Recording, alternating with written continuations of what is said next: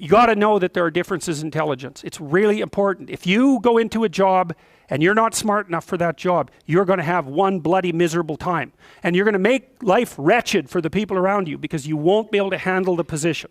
And as you climb hierarchies of competence, the demand on fluid intelligence increases.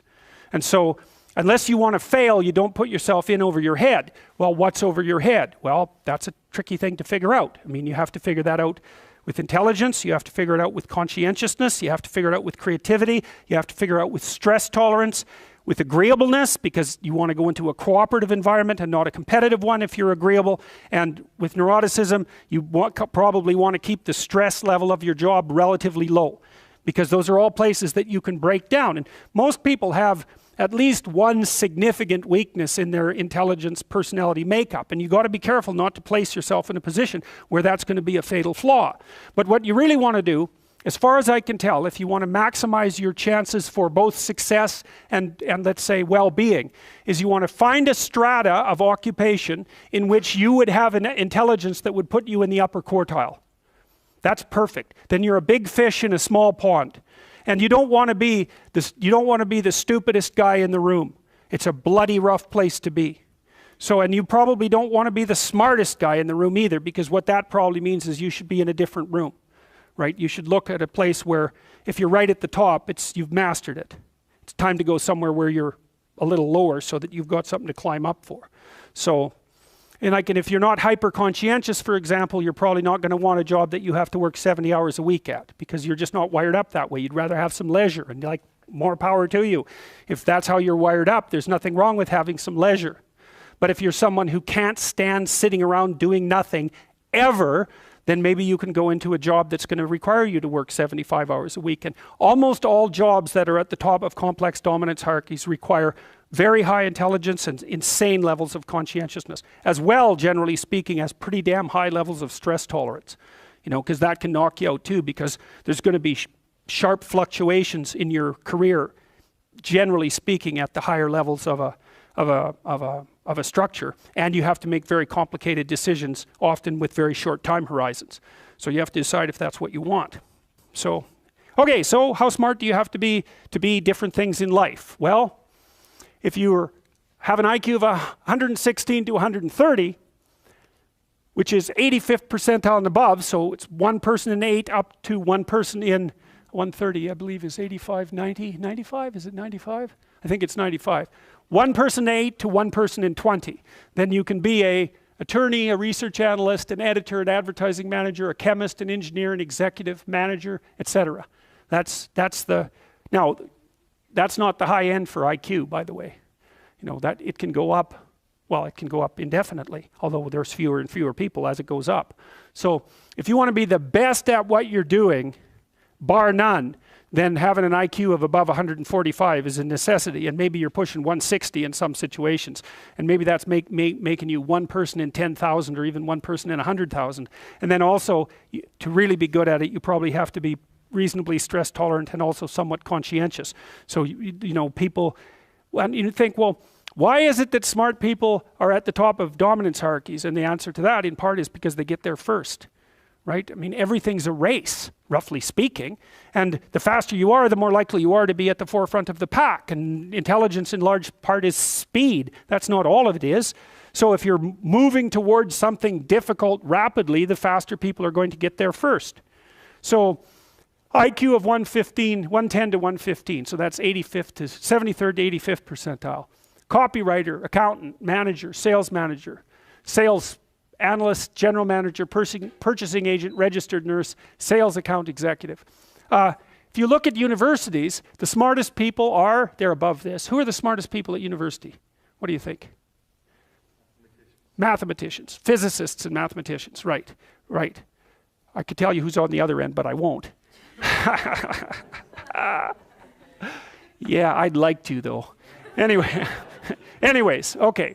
Going down now 103 to 108 is slightly above average, right? 60th to 70th percentile. Store manager, bookkeeper, credit clerk, lab tester, general sales, telephone sales, accounting clerk, computer operator, customer service rep, technician, clerk, typist. So you see at this level, people have some technical skill and some ability to deal with complex things.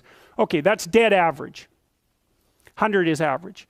Dispatcher in a general office, police patrol officer, receptionist, cashier, general clerical, inside sales clerk, meter reader, printer, teller, data entry, electrical helper. 95th to 98. Machinist, food department manager, quality control checker, security guard, unskilled labor, maintenance, arc welder, die setter, mechanic. Good IQ range for relatively qualified tradespeople. 87 to 93. Messenger, factory production worker, assembler, food service worker, nurse's aide, warehouseman, custodian, janitor, material handler, packer. Now, what you're starting to see is that as you move down the hierarchy, the jobs get simpler, they're more likely to be assigned by other people, or they're repetitive. Because what IQ predicts to some degree is how rapidly you can learn something, but once you've learned it, it doesn't predict necessarily how well you do at it. And so the more repetitive jobs people with lower IQs are more suited to more repetitive jobs. Under 87, is there something? Well, no. Right. That's a big problem. And it's something our society has not addressed at all. Jobs for people with IQs of less than 85 are very, very rare.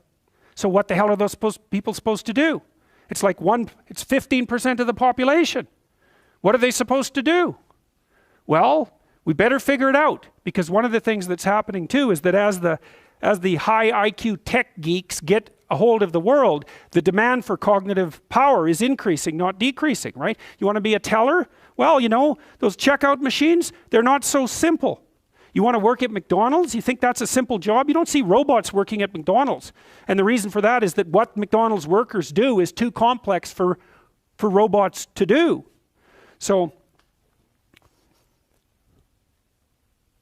So this is a discussion that no one wants to have, but that's okay.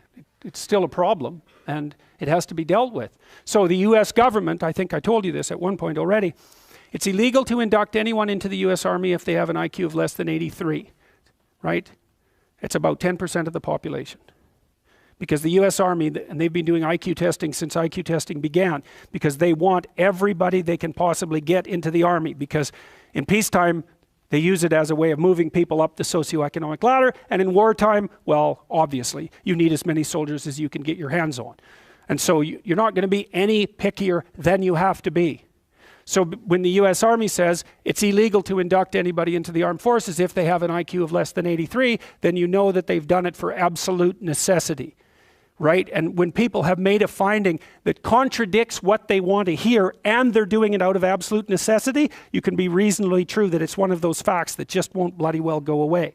And so you might think, well, if there's nothing for someone with an IQ of less than 83 to do in the Army, what makes you think that there's something that they can do in the general population?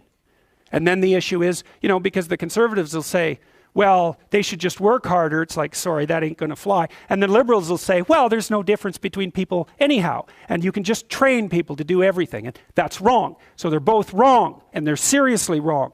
And the fact that neither side of the political perspective will take a good, cold, hard look at this problem means that we're going to increasingly have a structural problem in our societies, because we're complexifying everything so rapidly that you can't find employment unless you're intelligent. You guys are really going to face this, you know. Lawyers are disappearing like mad.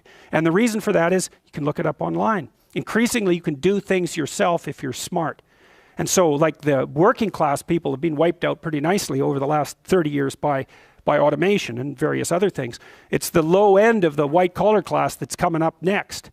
So I'm not saying that lawyers are in the low end, but low end lawyers are in the low end of the white collar class.